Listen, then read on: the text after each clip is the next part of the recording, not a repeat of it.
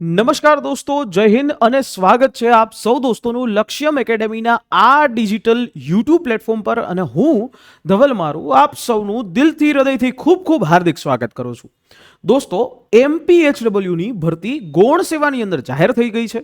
254 જગ્યા છે અને આ 254 જગ્યા માટેનો સિલેબસ પણ જાહેર થઈ ગયો છે. પણ હા, એક વાત એવી કે આ સિલેબસ ગઈ વખતની ભરતી કરતાં આખો અલગ છે. પણ કેવી રીતે અલગ છે, ગઈ વખતની ભરતીનો સિલેબસ શું હતો, કમ્પેરિઝન એ ચોક્કસથી આપણે આ વિડીયોની અંદર જોઈ લઈએ અને તૈયારીની વિશેની આખી વિગતવાર એક માહિતી છે એ પણ લઈ લઈએ. તો વાત આપણી કે આખી એક બ્લુપ્રિન્ટ MPHW આ જે 254 જગ્યા છે એ જગ્યાની અંદર અત્યારે ફોર્મ ભરાઈ રહ્યા છે. 21 માર્ચ સુધી ફોર્મ ભરાશે. 21 માર્ચ સુધી જે આ ફોર્મ ભરાશે ને, આની અંદર જો તમે લાયકાત ધરાવો છો તો ફોર્મ ફટાફટ ભરી દો ઓજસ ઉપર જઈને.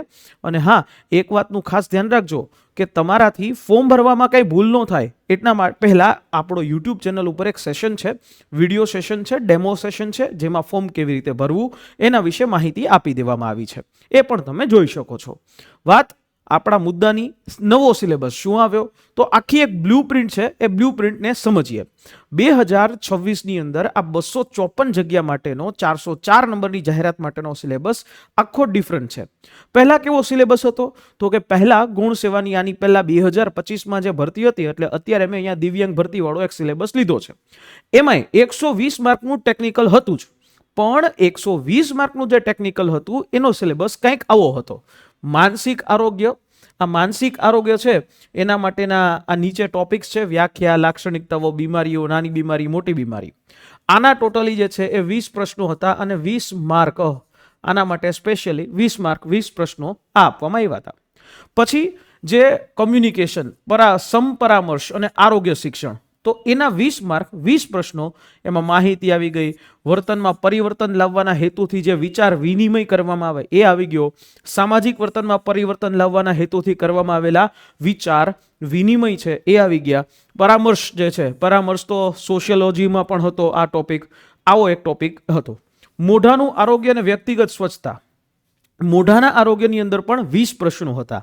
મોઢાનું આરોગ્યની અંદર મોઢાનું આરોગ્ય, દાંતની સંભાળ કેવી રીતે રાખવી, શું રાખવું, વ્યક્તિગત અને સ્વચ્છતા હેતુ વ્યાખ્યા છે, હાથ ધોવાની, બીમાર વ્યક્તિની સંભાળ, આના માટેના ટોટલ જે છે 20 પ્રશ્નો હતા. 20 પ્રશ્નો અને 20 માર્ક એ આ રીતે હતા. બરાબર. ત્યાર પછી અલગ અલગ સમિતિઓ છે, સમિતિ અને સરકારી યોજનાઓ છે. આ સમિતિ અને સરકારી યોજનાઓમાંથી ઘણા બધા એવા પ્રશ્નો છે એ લોકો કરતા. ભોર સમિતિ, મુદલિયાર સમિતિ, ચડ્ડા સમિતિ, મુખર્જી સમિતિ, જંગલવાલા સમિતિ. આ સમિતિ શું છે, આ સમિતિએ શું કામ કર્યું, કઈ ભલામણ આપી, ક્યારે એ સમિતિ બનાવવામાં આવી, ક્યારે રિપોર્ટ આપ્યો, આ બધી વાત કરવાની. અને આરોગ્ય નીતિ ઉપરની સરકારીની યોજનાઓ છે એ પ્રશ્નો. અહીંયા તમે જોશો તો અહીંયા આના માટેના 30 પ્રશ્નો હતા અને આના માટે 30 માર્ક એ રાખવામાં આવ્યા હતા. અને એની સાથે સાથે સામાન્ય બીમારીઓની સારવાર, જન્મ અને મૃત્યુ નોંધણી અધિનિયમ, રજિસ્ટ્રારની જે સત્તાઓ છે, રજિસ્ટ્રારની સત્તા અને ફરજો અને સ્વચ્છતા. આના 20 પ્રશ્નો 20 માર્ક હતા.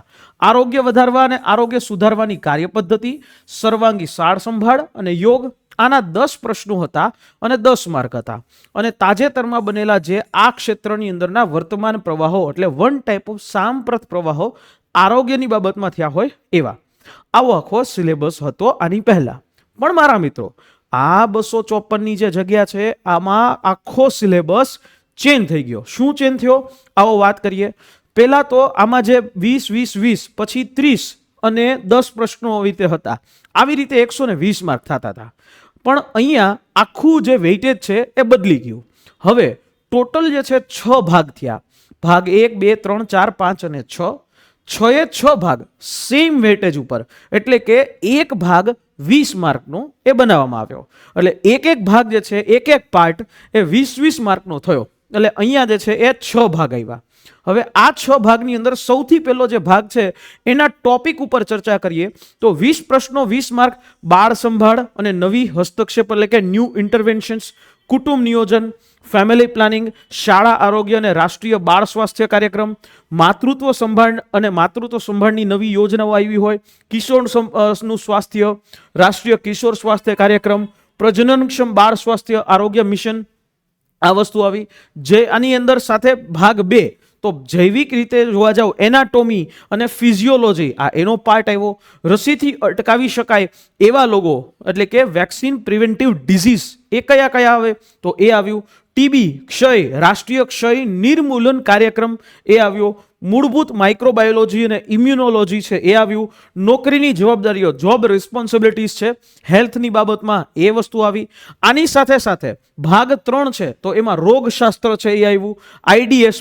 આઈડીએસપી જે છે એટલે કે જે આખો રોગચાળો કાબૂમાં કઈ રીતે કરવો, મોનિટરિંગ કેવી રીતે કરવું એ આવ્યું. મલેરિયા, ડેન્ગ્યુ અને ચિકનગુનિયા આ વસ્તુ આવી, જેનો આપણે એક લેક્ચર પણ આપણી યુટ્યુબ ચેનલ ઉપર તમને મળી જશે.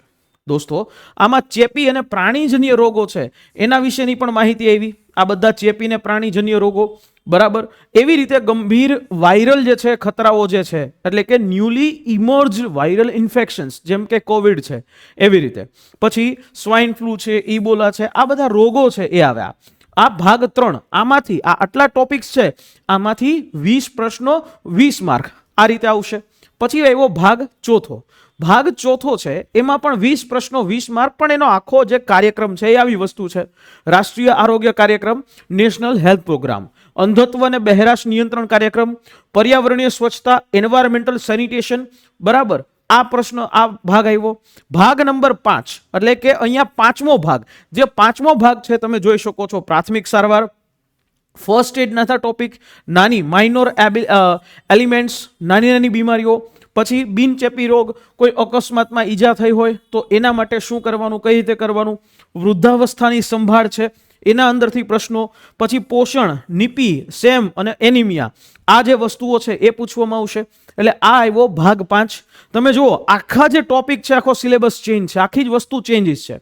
અને પછી એવો ભાગ 6 જે છેલ્લો 20 માર્ક 20 પ્રશ્નો. આની અંદર વહીવટ અને સંચાલન એટલે કે એઝ અ MPHW તરીકે સરકારી યોજનાઓ જાણવી પડે, તમે કેટલીક બેઝિક મેડિસિન્સ છે એ જાણવી પડે, જે આંકડાઓ છે મહત્વપૂર્ણના એટલે કે જે વાઇટલ સ્ટેટિસ્ટિક્સ છે રેકોર્ડ કેવી રીતે રાખવો, પછી લોજિસ્ટિક સપ્લાય કેવી રીતે કરવાની, એ પૂર્તિ કઈ રીતે કરી શકાય, એનાથી રિલેટેડ ટોપિક્સ છે. અને પાછું હોલિસ્ટિક કેર એન્ડ ગાઈડન્સ છે એટલે કે જેની અંદર માનસિક સ્વાસ્થ્ય, એટલે આ જો માનસિક સ્વાસ્થ્યમાં હતું એટલે આ ટોપિક હતો.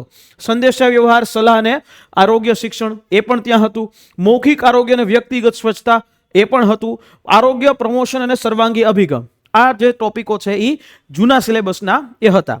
એટલે અહીંયા જોવા જાવ તો આખો એક સિલેબસ ચેન્જીસ છે, થોડાક ટોપિક જે અહીંયા એ તમને જોવા મળશે.